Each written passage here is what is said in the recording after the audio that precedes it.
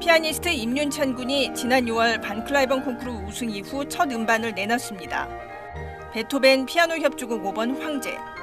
홍석원 씨가 지휘하는 광주시립교향악단과 함께한 지난 10월 통영국제음악당 공연 실황입니다.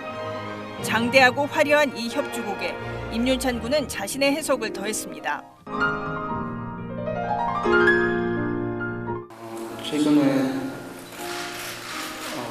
인류에게 큰 시련이 닥치고 저도 매일 방 안에서 연습하고 그리고 나가지도 못하고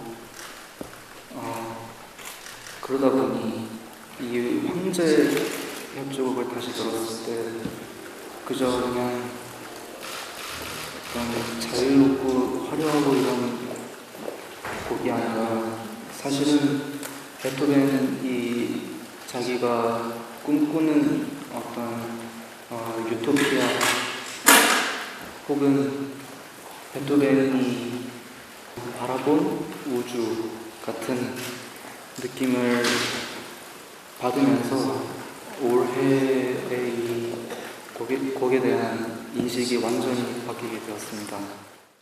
그런 에너제틱한 황제를 저는 약간은 생각을 했었는데 색다른 베토벤을 들었고 특히 2악장이 저는 너무 하면서 눈물 날 정도로 너무 이렇게 애절하게 솔로를 듣고 있는데 그냥 너무 슬픈 거였죠. 그러니까 칼라를 또 완전히 바꿔와서 그거에 대해서 또 되게 놀랐던 기억이 있었고 솔직히 말하면 광주랑 통영도 좀 다르게 했잖아요. 그러니까 항상 변할 수 있는 다양한 색깔을 가진 피아니스트인데 그게 모두 다 설득력이 있으니까 제 입장에서는 천재라는 말밖에 할 수 없습니다. 앙코르 연주 실황으로 실린 몬포우와 스크리아빈의 곡들은 잘 알려지지 않았지만 작은 보석처럼 빛나는 곡들입니다.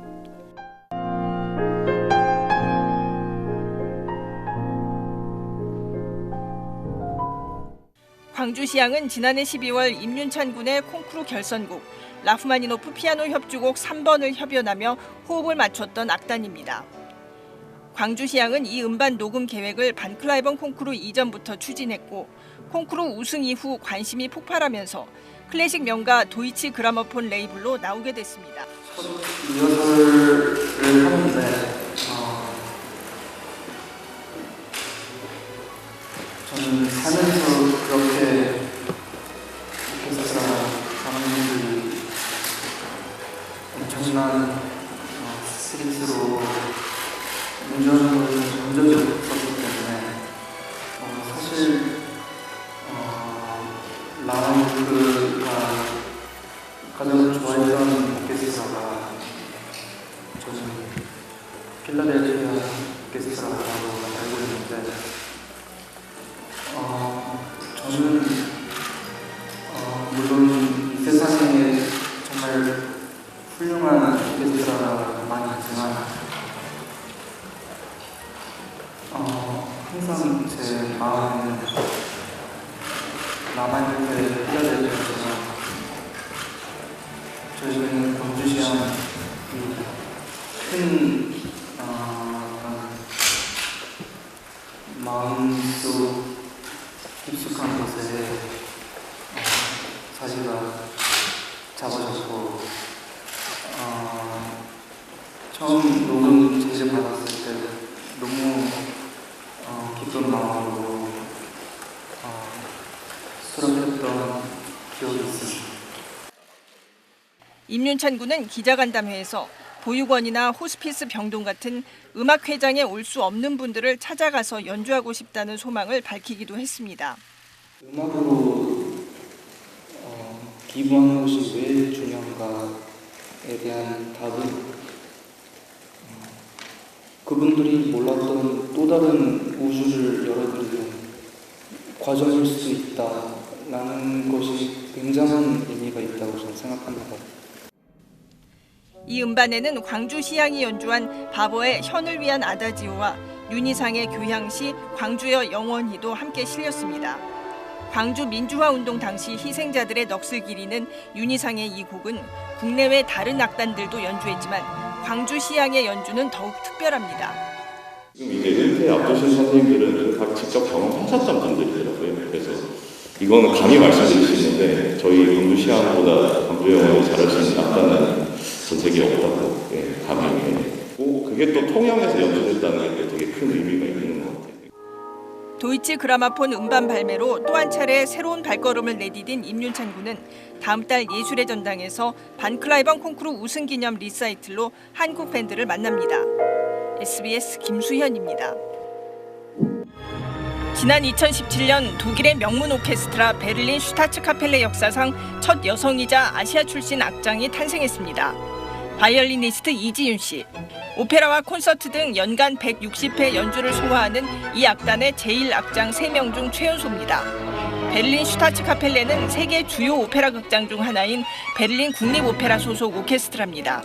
연주를 잘하는 거는 당연한 소리고요. 지휘자와 앞 단원들 사이에서 약간 중간 브릿지 역할을 하는 게 제일 중요한 것 같아요. 악장이 악단의 얼굴이라고 생각하고 항상 다니는 편이에요. 450여 년 역사의 베를린 슈타츠카펠레는 1570년 궁정악단으로 시작해 멘델스존, 바그너, 리하르트 슈트라우스, 카라얀 등 전설적인 작곡가와 지휘자들이 거쳐갔고 1992년부터 거장 다니엘 바렌보임이 예술감독을 맡고 있습니다. 첫 내한 공연은 건강 문제로 오지 못한 다니엘 바렌보임 대신 크리스티안 틸레만이 지휘를 맡습니다. 틸레만은 드레스덴 슈타츠카펠레 상임 지휘자, 짤츠부르크 축제 예술 감독을 맡고 있으며 카라얀의 후계자로 불리는 유명 지휘자입니다. Typical German sound for this music, and which means that it is a dark sound which is never fat and never too heavy, and that suits Brahms very well. Also Bruckner and Beethoven.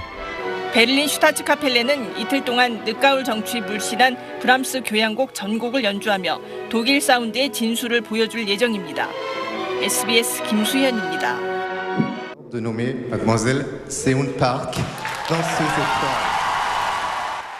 지난해 파리 오페라 발레단 350여 년 역사상 첫 아시아인 수석무용수 에뚜알이 된 박세은 씨. 이 발레단의 코로나 이후 첫 대면 공연 로미오와 줄리엣에서 열연한 직후였습니다. 감사의 눈물이 너무 많이 났고 이제 진짜 내 무대가 시작되는구나 오늘로부터. 10대 때부터 유명 콩쿠르를 석권했던 박세은 씨는 학업을 마치기도 전에 한국에서 주역으로 데뷔했습니다. 다른 해외 유명 발레단 정단원 제안도 받았지만 2011년 파리 오페라 발레단 준단원으로 입단합니다. 매년 승급 시험에 치열한 경쟁을 뚫고 5년 만에 수석무용수 바로 아래 제1무용수가 됐지만 단원의 10%만 오르는 에뚜알은 단어 뜻 그대로 따기 어려운 별이었습니다.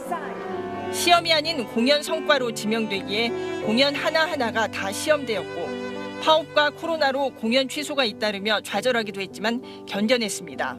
발레 실력이나 그런 것들을 떠나서 약간 집념이 조금 강한 것이 결국은 여기까지 오게 하지 않았나. 힘들고 잘 안 될 때 포기해버리는 게 아니고. 박세은 씨는 클래식 발레에 잘 어울리는 섬세하고 우아한 표현력으로 발레 종가에서도 돋보이는 별이 됐습니다. 에뚜알 첫 시즌을 고국 공연으로 마무리하고 이제 더 빛나는 별이 되기 위해 준비하고 있습니다. 열심히 제가 지금 해야 하는 일을 하고 있다 보니까 길이 열렸고 기회가 왔고 앞으로도 저는 제 춤에 조금 더 집중하고 싶고 정말 그 예술 안에 그냥 푹 빠져서 살고 싶어요. SBS 김수현입니다.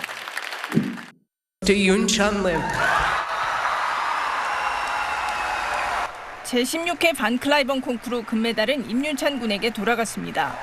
올해 18살, 이 콩쿠르 역사상 최연소 우승입니다. 임윤찬 군의 결선곡 라흐마니노프 협주곡 3번은 압도적인 명연이라는 극찬을 받았습니다. 리스트 초절기교 연습곡 전곡을 연주한 준결선을 비롯해 매 라운드마다 담대하고 탁월한 연주로 화제가 됐습니다. 그는 2019년 15살 때 윤희상 국제음악 콩쿠르 최연소 우승을 차지하며 차세대 유망주로 주목받아왔고 한국예술종합학교에 재학 중입니다. 금메달과 함께 신작 최고 연주상과 청중상까지 받았지만 정작 자신은 예상치 못한 큰 상을 받아 당황스럽다며 더 고민하고 정진하겠다고 말했습니다. 얼마나 기쁜 음악을 들려줄 것인지가 제 콩쿠르의 목표이기 때문에 정말 너무 부족한 음악가들이 정말 말도 안 되는 상을 받아서 이 콩쿠르는 미소 냉전 시기 모스크바에서 열린 제1회 차이콥스키 콩쿠르에서 우승한 미국인 피아니스트 반 클라이번을 기념해 4년 주기로 열립니다. 2위 러시아의 안나 게뉴셰네, 3위 우크라이나 드미트로 초니가 나란히 수상해 전쟁 중에도 무대에서 이루어진 음악적 교감과 연대를 상징했습니다. 코로나로 한 해 늦게 열린 이번 대회에서 임윤찬 군은 2017년 우승한 선우예권 씨에 이어 2회 연속 한국인 우승을 기록했습니다. SBS 김수현입니다.